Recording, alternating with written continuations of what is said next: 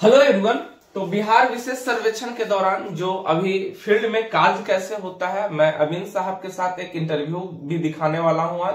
इसके पहले मैं आप लोग को बता दूं, बहुत लोग का कमेंट था कि सर मौजा किसे कहते हैं, मौजा खाता किसे कहते हैं, खेसरा किसे कहते हैं। तो मैं सारी बात पे चर्चा करूंगा। उसके बाद एक अमीन साहब का इंटरव्यू भी आप लोग को दिखाऊंगा।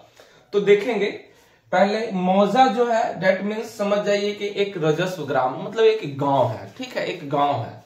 तो मौजा इसलिए, ये अकबर के समय की बात है, मुगल काल की ये बात है। रजस्व वसूली के लिए एक क्षेत्र में बांटा गया था जिसे मौजा कहते हैं। ठीक है, तो यहाँ एक मौजा का मतलब एक गांव से रिलेटेड है। एक गांव के अंदर जो कृषि योग्य भूमि हो, आबादी हो, नाला हो, सड़क हो या फिर बंजर भूमि हो, तो उस क्षेत्र के अंदर बहुत सारी चीज आती है। ठीक है, जिसे मौजा कह सकते हैं। एक सिंपल सिटी भाषा में क्या कहते हैं, जमीन के नक्शा मापने वाला औजार या टूल्स, जिसके सहायता से हम जमीन को मापते हैं, या किसी फिक्स स्केल, या जिसका एक फिक्स रेशियो होता है कि इतना अगर वो नक्शा पे है तो इतना जमीन पे कितना है। तो एक नापने वाला जमीन का जो औजार है उसे गुनिया कहते हैं। ठीक है, ये गुनिया देखिए, छोटा सा गुनिया है। तो क्या बोला, नापने वाला औजार जितने क्षेत्रफल का नक्शा किसी शीट पे उतारा जाता है, किसी पेपर पे उतारा जाता है, जिसे मौजा कहते हैं। मतलब एक बड़ा सा, समझिए कि एक शहर है, एक बड़ा सा शहर समझिए, इसके अंदर जितना एक छोटा सा आबादी वाला एक क्षेत्र, या इसमें एक छोटा सा क्षेत्र को जिसे हम स्केलिंग करके एक औजार के सहायता से, मतलब टूल्स के सहायता से हम उतारते हैं, जिसे हम क्या बोल दिए, इस मौजा के अंदर में बहुत, यहाँ आबादी भी हो सकता है, बंजर भूमि भी हो सकता है, फसलदार भूमि भी हो सकता है, समझे। अब इसमें सड़क भी हो सकता है, तो बहुत सारी चीज इस मौजा के अंदर में हो सकते हैं। और ये एक फिक्स रेशियो में होता है, जैसे कि आबादी का एक अलग रेशियो होता है। रेशियो कहने का मतलब है कि कुछ स्केल पे हो, तो इस क्षेत्र को हम क्या कह दिए, मौजा। अब मौजा जो है, अब इसमें कार्य लोग करेंगे, अमीन साहब जो कार्य करेंगे, तो इसमें कार्य जो होता है होल टू पार्ट में होता है। मतलब कि पूरे एरिया को हम पहले ले लिए, पूरे एरिया, उसके बाद छोटा छोटा पार्ट्स में जो वर्क करते हैं, हमको छोटा छोटा प्लॉट को मापना होता है। छोटे, अभी तो विशेष सर्वेक्षण चल रहा, तो ये सब प्लॉट जो घर बना हुआ है, तो ये ऑर्थो इमेज से हवाई सर्वे के दौरान फोटो ले लिया गया है, और वो फोटो को ओवरलैप एक स्केल के द्वारा, अब ये मापने उपने का सिस्टम नहीं है, मतलब कि हवाई सर्वे के द्वारा पूरा मौजा का फोटो क्लिप ले लिया गया है। घर है, खेत है, बंजर भूमि है, पहाड़ है, रोड है, सबका ऑर्थो इमेज फोटो ले लिया गया, और उसको एक स्केल पे फिक्स कर दिया गया है, और उसको एक स्केल पे सेट कर दिया गया है। इस तरह से सारा फोटो को एक स्केल पे सेट कर दिया गया है, तो उससे ऑर्थो इमेज के सहायता से अब नक्शा बनता है। पहले जो नक्शा बनता था वो अमीन जो है नाप के, पहले जो अंग्रेज के जमाना में कैडेस्ट्रल सर्वे हुआ था। कैडेस्ट्रल सर्वे का जो बंगाल सर्वेक्षण अधिनियम 1875 में हुआ था, जिस समय बंगाल और बिहार एक था। और पहली बार बिहार में काश्तकारी अधिनियम जो हुआ 1885 ईस्वी में, पहली बार बिहार में काश्तकारी अधिनियम 1885 ईस्वी में लागू हुआ था। और ये जो कैडेस्ट्रल सर्वे चला था 1898 से 1920 तक चला था। इसके बाद फिर आजादी के बाद रिविजनल सर्वे किया गया। यही इसका पैमाना यही था कि कैडेस्ट्रल सर्वे के ही आधार पे रिविजनल सर्वे किया गया, रिवाइज उसको किया गया। ठीक है, उसके बाद फिर आया चकबंदी।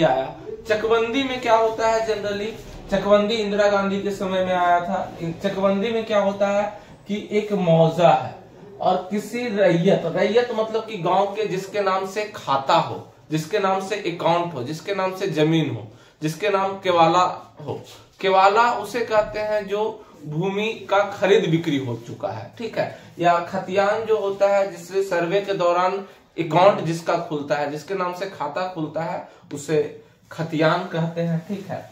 या फिर उसमें क्या होता था, चकबंदी में क्या हुआ कि बहुत सारा आदमी नंबर ए है, फिर आदमी नंबर बी है, इसी तरह से आदमी नंबर सी है, जिसका बहुत सारा जमीन अलग अलग खंडों में, बहुत टुकड़ा टुकड़ा खंडों में अलग अलग जगह था। तो उसको क्या किया गया कि जैसे यहाँ पे किसी का जमीन है, यहाँ पे किसी अलग अलग, उस तरह से खेती करने में लोग को, किसान को परेशानी हो रही थी। इस कारण क्या किया गया कि वैल्यूएशन, हर एक जमीन का वैल्यूएशन निर्धारण किया गया। अगर रोड के किनारे है तो इसका वैल्यूएशन ज्यादा होगा, अगर कोई गड्ढा में जमीन है तो वैल्यूएशन कम होगा। इस तरह से वैल्यूएशन के हिसाब से कहीं किसी रैयत ए को, इस आदमी ए को एक जगह जमीन इसको दिया जाए, एक 4-5 जमीन एक्स वाई जेड जो भी किस्म का जमीन है उसको एक जगह आप दे दीजिए, तो उसको कहा जाता है चकबंदी।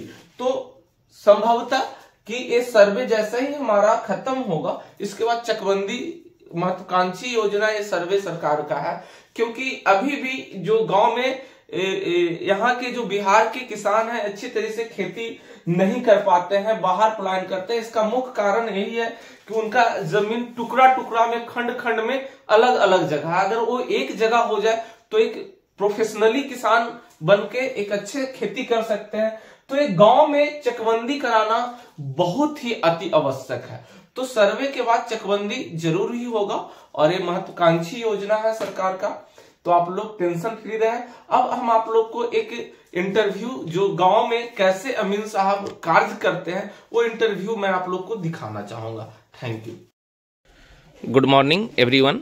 तो बिहार विशेष सर्वेक्षण जैसा कि बिहार में चल रहा है, तो फील्ड में अमीन साहब किस तरह से कार्य करते हैं आकर के, तो मैं आप लोग का लाइव दिखाने वाला हूं आज। और ये अमीन साहब हैं, तो इनसे पहले नाम पूछूंगा और किस प्रक्रम में कार्य कर रहे हैं। तो अमीन साहब अपना परिचय थोड़ा बताइए।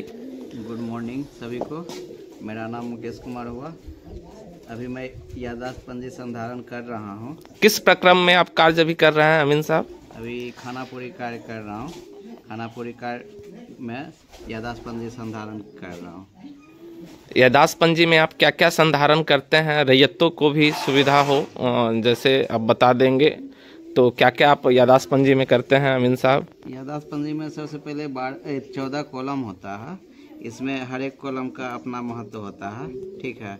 तो याददाश्त पंजी में सबसे पहले याददाश्त क्रम संख्या होता है, फर्स्ट कॉलम। सेकेंड होता है आपका नया खेसरा का, फिर उसके बाद पुराना खेसरा और पुराना खाता इसमें, और फिर उसके बाद 5 नंबर कॉलम पुराना खातादार का नाम और पता, 6 नंबर कॉलम वर्तमान दखलकार का नाम और पता। जो रैयत का खाता खुलना होता है उनका वर्तमान दखलकार में आप नाम लिखते हैं। हाँ। और फिर 7 नंबर कॉलम जो होता है उसको किस तरीके से जमीन प्राप्त हुआ है उसका, केवाला से, खतियान से। तो अमीन साहब थोड़ा सा केवाला या खतियान के बारे में थोड़ा सा बता दीजिए आप, क्योंकि आप फील्ड में काम कर रहे हैं। केवाला में होता है क्या, यदि जमीन खरीद बिक्री हुआ है केवाला के माध्यम से आ रहा है, और यदि रैयत उसमें जीवित है तब तो सही है, डायरेक्ट उसका नाम चढ़ जाएगा केवाला के आधार पर। यदि रैयत मृत हो गया है उस केवाला का तो उसका वंशावली लग जाता है उसमें।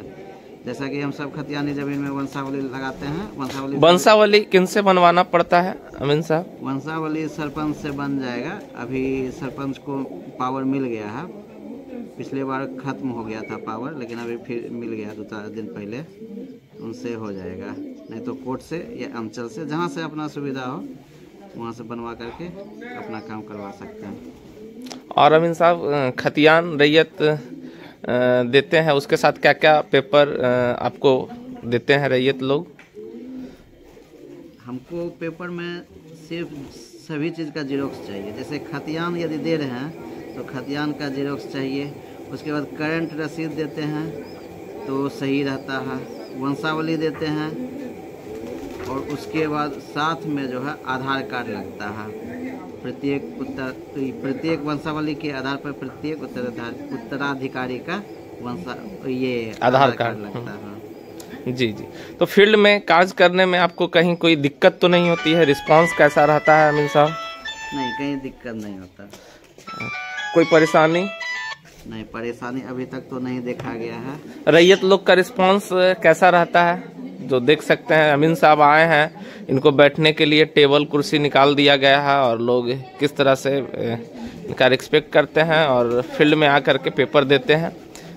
पेपर पे याददाश्तपंजी का संधारण कर रहे हैं अमीन साहब, देख सकते हैं याददाश्तपंजी का संधारण अमीन साहब के द्वारा हो रहा है। तो आपको मज़ा लग रहा है इस जॉब में अमीन साहब?